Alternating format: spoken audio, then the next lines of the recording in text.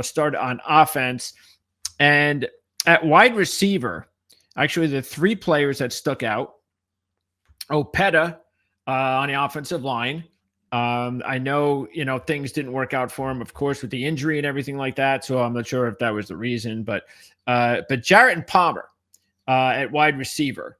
How big of a surprise was that at all? Or was that just one of those deals where, hey, it's a numbers crunch. They drafted a couple of guys and the writing was on the wall? Yeah, I wasn't surprised by either of those guys, honestly. When they drafted Tez Johnson, that was really when I started talking about how Palmer was going to be in danger of losing his job. He really hadn't provided the spark on special teams that the Bucs had hoped he would. And bringing in a guy like Tez Johnson, even though he's smaller, he's much quicker. I wouldn't say faster, but he is quicker, and we saw that on full display in those preseason games. And then Rakim Jarrett, that's a guy that took regular season snaps last year, but every opportunity that he had in the preseason, regardless of who was throwing him the ball, he was dropping them. He was dropping easy passes. He was costing them third down conversions.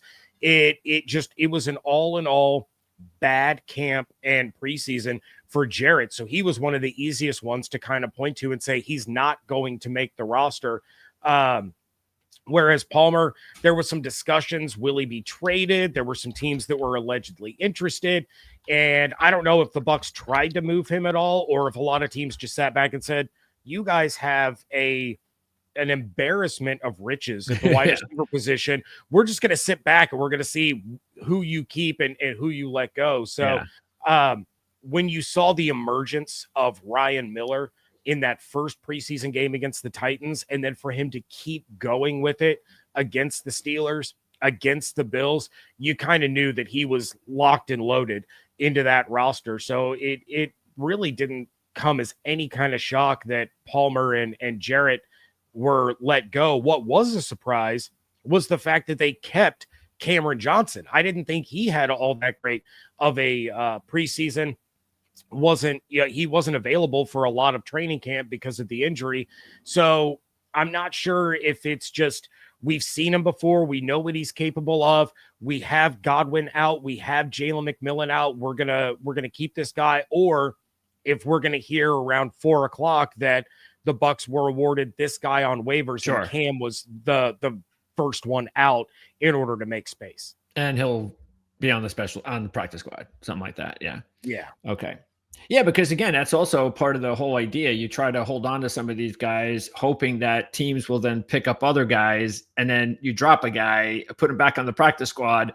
Oh, sorry, you've already, filled that position, so you don't have a need now to pillage our guys. So there's a whole bunch of strategy taking place every year at this time. And that'll be interesting. But hey, I mean, bottom line is that there is, I guess, something to develop. You come from Barton College. You're not supposed to go to the NFL the next year and produce. So I'm sure that this is a player that they must feel like they could develop. Yeah, 100%. And like I said, he's had opportunity in the regular season. He has shown flashes. It was just kind of surprising when you look at the numbers game that they decided to keep him. And, you mentioned Sua Opeta not making the team. I had him on my roster. Okay. When I did my predictive 53 man. So only keeping 3 backup offensive linemen, even though a lot of these guys are crossed, like Elijah Klein can play any of the 3 interior positions. Charlie Heck, we know, is going to be starting for Tristan Wirfs while he's still out. Chukwuma, an undrafted free agent, he is cross-trained in multiple positions. So even though there's only 3 guys, they have their positions covered. I think it was just a matter of the injuries at wide receiver. They felt they needed to keep that 7th. There's going to be offensive linemen that they can bring back to their practice squad that are not going to be claimed by other teams that they feel comfortable with. And they can say, all right, well, we can do the game day elevation for this guy to give ourselves a little insurance. But yeah, that was really kind of the most surprising thing, was the fact that, they kept 7 wide receivers instead of their typical 6. And I just have to believe that Godwin and McMillan being out played a huge factor in that. Yeah. And keeping 3 offensive linemen is look, it's early. So I don't expect the Bucs to have 3 offensive linemen, unless, like you said, the opportunity to have a couple of guys down in the practice squad to move up whenever you need to. But Chukwuma was a CFA. So both Chukwuma and Josh Williams make the team. What did you think about that? I am so excited for Josh Williams. That kid is absolutely electric, and kind of the buzz and the hype around him going into training camp was really similar to what we heard about Sean Tucker. Now, the difference between Williams and Tucker was that Tucker was really using that first year on the team as a way to get healthy again, because when he was signed as an undrafted free agent, he was dealing with injuries. But Josh Williams finally got the opportunity to really shine in that final preseason game. He averaged something like 36 yards per kick return. So I think he made the roster strictly based on the fact that he is an absolutely fantastic kick returner. And again, that's something the Bucs were severely lacking. You're not going to see Bucky Irving back there like you did last year. You're probably not even going to see Sean Tucker back there like you did last year. It's going to be Tez Johnson and Josh Williams as your primary kick returners, in my opinion. So having a guy like that is a really solid combination of speed, quickness, and size is something that the Bucs kind of lack in their running back core. I mean, you have the quickness with Bucky, you have decent size with Rashad, you have definite size with Sean Tucker, but you don't have that speed there to complement those two guys. So Williams was a guy that I had locked in on my prediction because he showed enough on special teams alone to be able to make that roster. So I'm really excited to see how they utilize him coming up this year. And how surprising was it that they kept Chukwuma? Not at all. He was really fantastic through the entire process and elevated his play to the point that he couldn't really be ignored. So again, kind of an underdog to start camp and start the preseason, but he was absolutely fantastic every time he got an opportunity.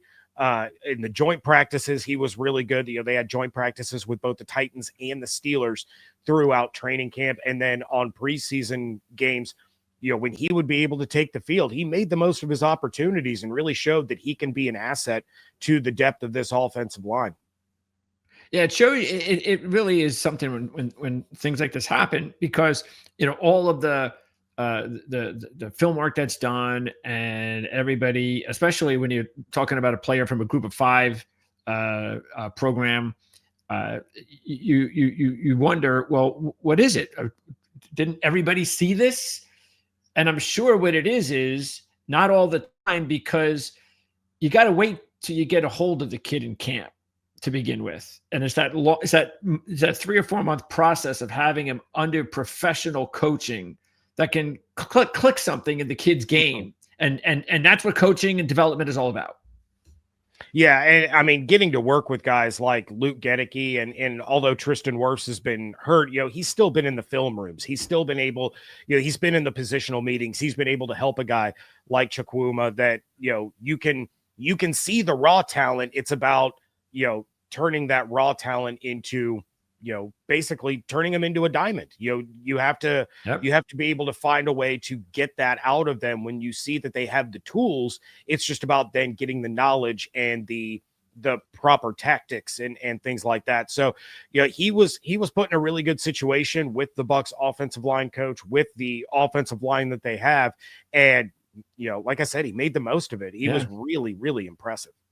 Okay, so how surprising was it when you heard about Teddy Bridgewater being signed, and then the whole Kyle Trask deal is over? So what was? Because most people just thought last year, when Teddy Bridgewater was signed by Detroit late in the season, it was just an emergency thing, and he was going to go back to just being a civilian. Not the case. He's the official backup quarterback of the Tampa Bay Buccaneers. It's been a roller coaster, honestly. And when the signing happened, I went on Locked On Bucs and I said, look, Baker's out with a hand contusion. They have gotten 2 full days of watching Kyle Trask run the first team offense. If Jason Light and Todd Bowles and Josh Grizzard liked what they saw, they're not signing Teddy Bridgewater. Yeah. That was my take on it. Then Kyle Trask goes out in the preseason and he looks better than he has looked ever. And, I wasn't there for all of the training camps and all of that. But when I had been there in person, I would continuously watch Trask and go, he's not it. But this year, I felt that he kind of took that Bridgewater signing a little personal, was a little frustrated, said, all right, I'm going to show you that I can outplay him. And he went out there and he was fantastic. Then they decide that they're going to move on with Teddy Bridgewater. So it wasn't a huge shock. I would say that I was a little surprised. I felt like Trask was going to make the initial roster and they were going to try to get Teddy back on the practice squad. And then at some point in the season, Teddy was going to join the active roster and overtake Kyle Trask. I just didn't think it was going to be this soon, especially after you send Teddy out there with the starters. I use that term loosely against the Steelers, but you had Emeka Egbuka and Jalen McMillan out there. You had Bucky Irving out there to start that game. And then he throws a hospital ball to Jalen McMillan and knocks him out for half the season. Now, credit to Jalen McMillan. God. He went up and got the ball and he held on to it after he was folded in half like a metal chair. But it was too soon to put him in that situation, but I understood why they put him in that situation because they believed in him being the guy to back up Baker from the jump, the knowledge that he brings, the experience that he brings, all of that. So you sign a guy and after 3 days, you have him out there on the field, something bad happened. I don't think that's a precursor for what's going to happen throughout the season. But, Kyle Trask has been with this team. This was his 5th season. Didn't make it to that 5th season, but Bowles has seen more than enough of him. Grizzard saw him all last year. True. They see him in training camp, and then he gets the opportunity to run with, the starting O-line, the starting receivers, the entire first team offense, and did enough to get Teddy Bridgewater signed. And with the league, the way that it's so quarterback starved, it'll be interesting to see where he goes. So he'll get an opportunity. He'll be fine. He's getting more. He's young enough, and if he did find a way to maybe improve his game a little bit, then maybe that's a little extra motivation he'll need elsewhere. And sometimes the obvious landing spot to me, as soon as it happened, was Las Vegas. John Spytek is now there. He was part of the group that drafted Trask. Tom Brady is a part owner. Trask was his backup. And then they turn around and trade for Kenny Pickett. I would take Kyle Trask over Kenny Pickett personally, but I think Trask will get an opportunity somewhere. Oh, sure. I'm just not sure what team I can look to and say, you know what, that's going to be the right fit for Kyle Trask. Maybe Carolina. I could absolutely see that reuniting with Dave Canales and that style of offense, which is a little more Trask speed. I think that would be a really interesting fit if they decided to go that route. Okay, injuries on offense. Godwin, what do you think? When do you expect to see him? Todd Bowles was on WDAE radio this morning and was asked that very question. And Godwin passed his physical. That was announced by Schefter on Tuesday. Both he and Tristan Wirfs passed their physicals, but Godwin is now trying to ramp himself up, get into football shape. And Todd Bowles said, he thinks it's going to be sooner than later that Godwin is back on the field. And when asked for a little bit more of a firm timeline in typical Bowles fashion, he said it could be week 2. It could be week 5. My thought process on this is I believe the earliest we're going to see Chris Godwin would be week 4 against Philadelphia. I think that's the soonest we will see him get on the field. And even then, he's probably below a 50% snap count in that game. He might even just be used as a decoy. But this is a guy that, you can't just immediately set foot on the field and be ready to play football when you've been out as long as he has. You have to be able to work your way up to game shape. And even then, it's going to take probably another month of him playing games before he starts to look like the Chris Godwin we all know and love. So I would say you're still looking at probably a month before he's back. I would pencil in week 4 as probably the goal, and the earliest we would see him suit up for a game. Okay. What about Wirfs? Wirfs, I'm kind of in the same boat. Again, past his physical, that's great. He can start working out. He can start, practicing with the team, which is exactly why, they didn't put these guys on the pup. And there were a lot of Bucs fans that are saying, why are we wasting 2 roster spots on guys that are probably going to miss the first 4 games anyway? Well, the simple answer is, if you're on the pup, you can't practice. And the whole idea behind this is to get these guys into practice and start getting themselves caught up so that when they are able to play, they can immediately go out on the field. If you put them on the pup, well, now you're looking at probably after the week 9 bye, half a season, either one of them can get back on the field. So I would say for Tristan, you're probably looking at week 4, week 5 as being the time that he'll be able to get on the field, probably closer to week 5. I have a little bit more confidence that Godwin will be able to get on the field before Tristan, because, coming off knee surgery, the last thing you want to do is put him in a situation where he re-aggravates that knee, and now all of a sudden you lose the best tackle in football for half a season or more. That's going to derail any hopes this team has of winning a Super Bowl or competing for the NFC Championship or anything like that. So I would rather them be overly cautious with Wirfs than try to put him in there too soon. They may have to protect him from himself, because Tristan and how competitive he is. He's going to want to be out there as fast as possible. Maybe when he says he feels ready, you say, all right, sit another week. Yeah, exactly. And then we'll put you back in. Okay. How concerned are you? And actually, let me take a look. And we usually do this at the end of the show, but we are talking about a couple of guys that may not be back until week 5. So the schedule up until then, of course, we know the week 1 game is a big game to kick the season off. Back-to-back road games at Houston. There you go, another division winner. Jets at home. That is a good situation there, you would expect. And then the Eagles at home and Seattle on the road with San Francisco. So the schedule, really taking a look at it, there are a couple of tough games, a couple of competitive games. It's not overly hard and it's not overly easy. It's just a normal first 5-6 weeks of the schedule looking to me.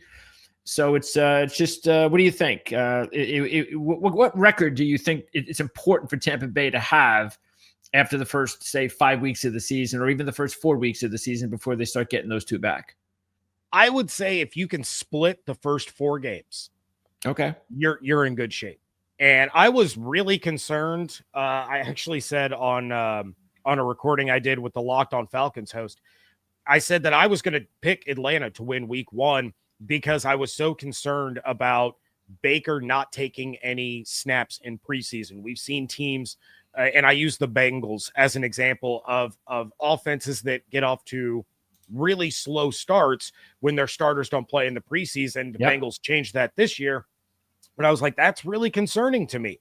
I don't need Baker to go out there and play an entire half, but let him get a little bit of action, because you can't replicate the game speed or anything like that, even in a joint practice, as much as you may want to try to. Then I learned that Michael Penix also didn't take any preseason snaps. And I'm like, okay, well, I trust Baker to start off as close to normal as possible without preseason snaps than I do Michael Penix. But that's going to be a tough game. Atlanta did a lot to revamp their defense, and starting on the road against a team that swept you last year with Kirk Cousins. Sure. That's pretty concerning. And then, Bucs fans know all about the primetime woes over the last couple of years for the Bucs and Baker Mayfield.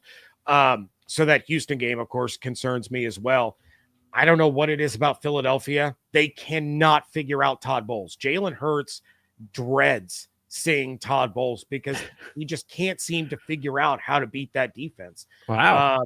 So that's going to be a really interesting game for sure. Okay. But I would say if you can start 2-2, then you get to a little bit softer portion of the schedule coming out of the bye. You have an opportunity there to still come away with 10 or 11 wins on the season. Okay.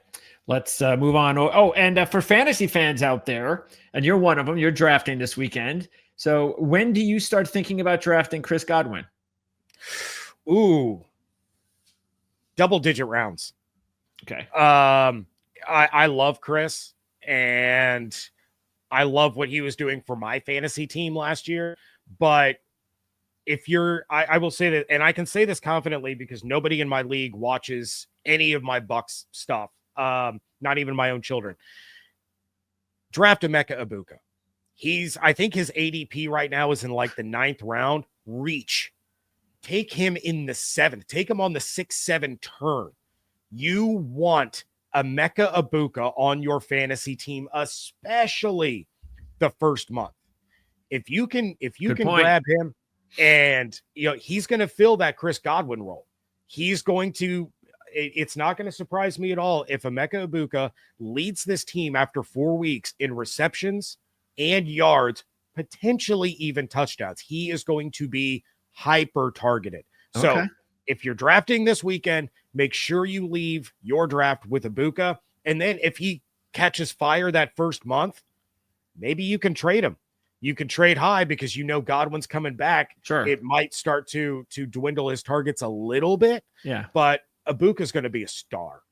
Oh yeah. And I actually have the 9th pick in my year to year. And so like you said, on a swing around, maybe that works for me. Somewhere 6th or the 7th round. I'll be jotting that down. By the way, speaking of fantasy and the running backs, do you expect things to be the same as last year? Do you expect Sean Tucker to get more involved at all? What do you think about the way that the running backs will be split this year compared to last year? I think it's going to be a similar split to what we saw. If you just take Rashad's opportunities from the first half of the year and you place Bucky into that role like he had the second half of the year, I think largely it's going to stay about like that. So Bucky's going to get 45 to 50% of the opportunities. Rashad's probably going to get another 35 to 40. Tucker's probably going to be a little bit more involved, not involved enough that you're going to want him in fantasy unless Bucky or Rashad go down. Or if you have a dynasty team and you think, a dynasty, a dynasty would be good. But I mean, if you're in a dynasty, I would almost think about taking Josh Williams over Sean Tucker. But yeah, I mean, those guys are going to get limited opportunities. I expect it to be 80 to 85% between Bucky and Rashad, with obviously Irving getting the majority of those touches. Okay. Let's now move on to defense. And the cuts that were made on defense that stand out, Anthony Walker, Jose Ramirez. I guess not major surprises, right? Or was Anthony Walker a surprise? No, not a surprise at all. The only thing I was surprised about was that they didn't have him as an injury designation. Okay. Todd Bowles spoke very, very highly of him, but he missed all of training camp with an injury. So it didn't surprise me, especially with the way that both Nick Jackson and John Bullock stepped up during training camp, during preseason. It didn't take me by surprise at all. And then the same with Jose Ramirez. We've been hearing about Jose Ramirez's potential for a couple of years, and it's never been realized. So again, Marquise Watts outplayed him. That wasn't really a surprise either. The biggest surprise to me was Bryce Hall. And maybe it's because Josh Hayes is such an ace on special teams. He is really their number one guy on the coverage units, that's what edged him out over Hall. But I mean, Hall dealt with a season-ending injury in week 1 last year. He's still coming back from that. Hopefully they can, get him back on the practice squad and elevate him when needed. But yeah, as far as the defense was concerned, outside of, keeping 5 safeties, but it's not too different from last year. They kept 1 fewer corner and 1 more safety than they did compared to last season. And then you have guys like Christian Izien, Tyke Smith, Rashad Wisdom that can all play corner. So you have these guys a lot like they have their offensive line cross-trained. You have these guys that can play multiple positions in bowl secondary. And, they feel that they have a lot of depth across the board because of that. So how we have Morrison and Izien in red, which means there's some sort of injury there. So what's their status? Morrison has been dealing with a hamstring injury for the last couple of weeks. It happened the week leading up to the second preseason game. Bowles talked about it after practice on Tuesday, said that he has started running, has started moving around a little bit. He just hasn't officially practiced yet. No, he also said that there's no worries about whether or not he'll be available for week one. Sounds like he will. As for Christian Izien, he's dealing with an oblique injury. So Bowles has said that it's pretty much a pain management thing for him. Might be one of the reasons that they kept Rashad Wisdom on the 53-man roster. Just I was going to ask you about that. Was that a surprise? One of the surprise additions? Wisdom was a guy, when I did my prediction, I had said, if I get one wrong, I feel like it's going to be keeping Kayvon Merriweather over Rashad Wisdom. And that's not a slight to Merriweather. I felt that Merriweather had outperformed Wisdom in the preseason, in training camp, but Wisdom fits the athletic profile of guys like Antoine and Tyke and Izien much more than Merriweather does. So he seemed to be a better fit, but just not quite playing as well as Merriweather. I was thrilled that he was going to be on the team because I really, really like him a lot. I think he's getting better and better every time I see him. He's continuously growing in that role. So I was happy. I wasn't surprised. I was more just like, sweet. This kid deserves this chance, and I cannot wait to see him get to show everybody why. And do you think we're going to end up seeing some of the younger guys in the secondary, like Funderburk? We'll see him on the practice squad? Yeah, I think so. Yeah, he was called upon last year with all the injuries in the secondary, and it was a steep learning curve. It was baptism by fire for Funderburk, and he got lit up a couple of times early on, but you saw him settle into his role. You saw him start to understand and grasp the defense and his responsibilities a little bit better. And by the end of the season, you had some confidence in him. So I'd like to see him continue on that trajectory. Only way to do that is make sure he's back on the practice squad. So he's one of the guys that I've kind of circled that I'm hoping I don't hear anything about when the waivers go through and the Bucs can get him back. I doubt it. Yeah. He's a good kid. And that's one of the things about these practice squads that everybody's worried about losing guys that their team released. Well, 95% of these guys are going to come back to their own team on the practice squad because they've already invested the time and the money in them. You're going to see a couple of changes, but probably not very many. Yeah, because it's a big commitment, you have to take someone off another practice squad. So it's not easy. You better be right. By the way, Josh Hayes, was that a pickup? Was that did he make the team because of special teams? I think so. If Josh Hayes has to go out there at corner, things have gone horribly wrong. Okay. All right. But as far as special teams is concerned, he is the best on the team when it comes to these coverage units. So okay. I understand kind of that direction. It's the same as John Bullock getting the nod over Nick Jackson. I thought Nick Jackson outperformed Bullock on the defensive side of the ball, but Bullock was such an incredible special teamer that I think that when you get to the point that you're splitting hairs, that was the reason that they went with Bullock. And again, Nick Jackson, I hope he's back on the practice squad because he was really, really impressive. And those two guys are a big reason why Anthony Walker Jr. is working out for the Colts today. Yeah, and you do wonder with Jackson that it might have also been, if there was a 50-50 split, it might have also just been an age thing.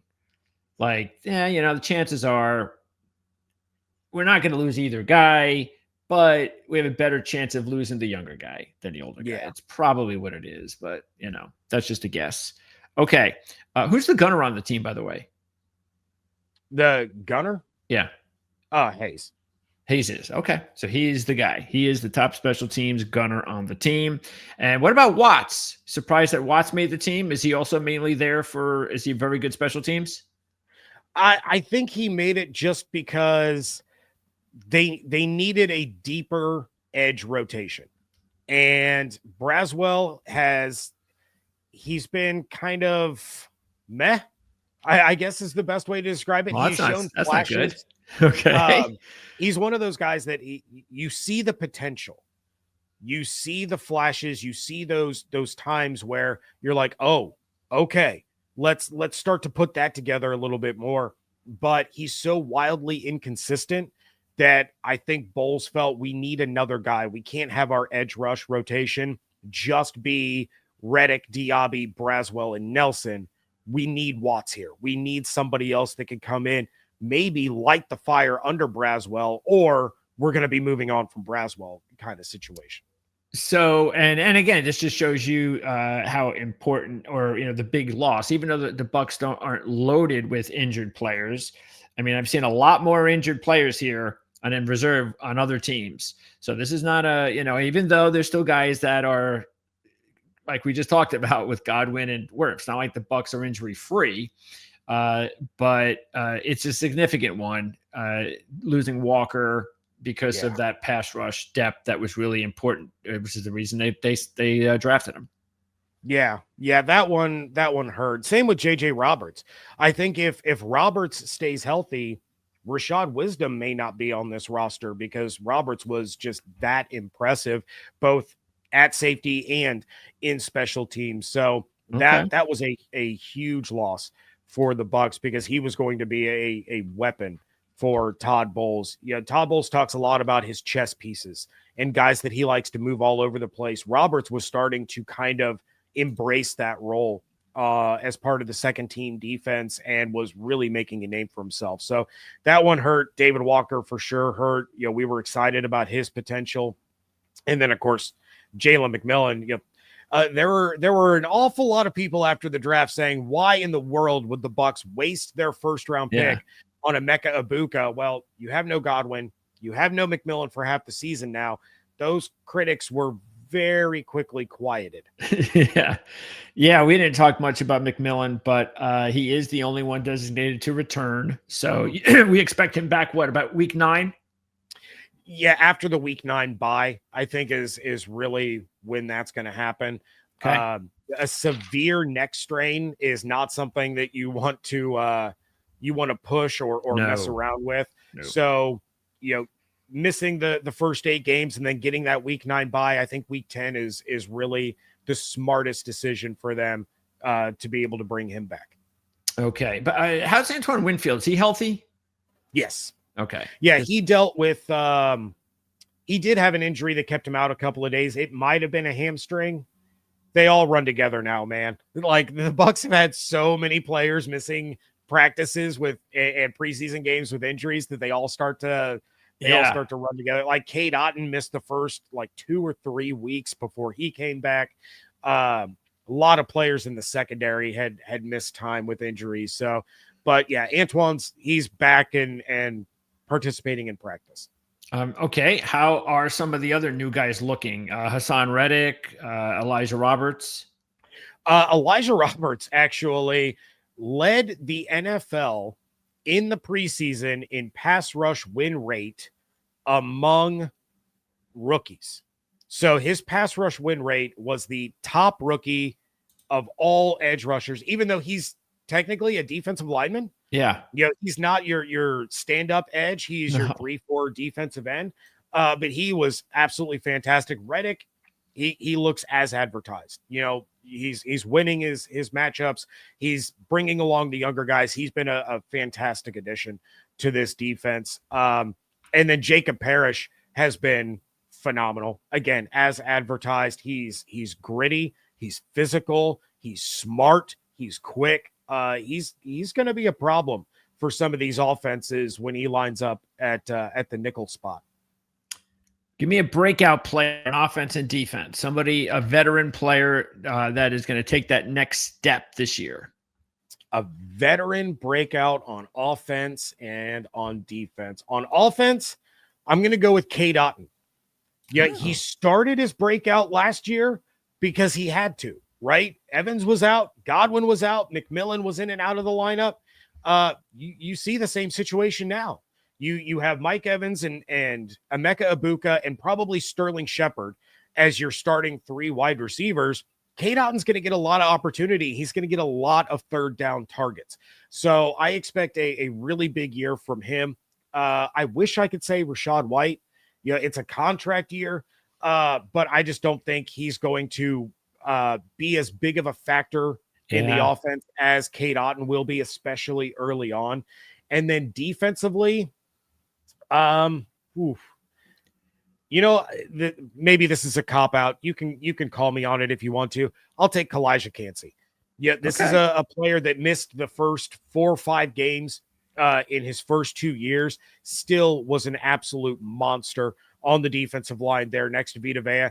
I would say Kalijah Cansey could be the player that ends up with double-digit sacks over Hassan Reddick this year, and a lot of that has to do with the addition of Hassan Reddick, the attention that he's going to have to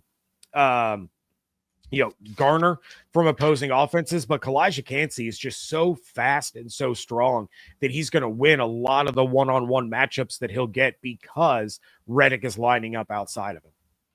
That's a great point. And so even though, we do normally in 3-4 defenses look on the edges, the stand-up guys, the fact is the Bucs, maybe they get a little bit or a lot of help from Cansey, maybe even a little bit from Roberts to make up for maybe, of course, not having enough depth with the loss of their rookie Walker.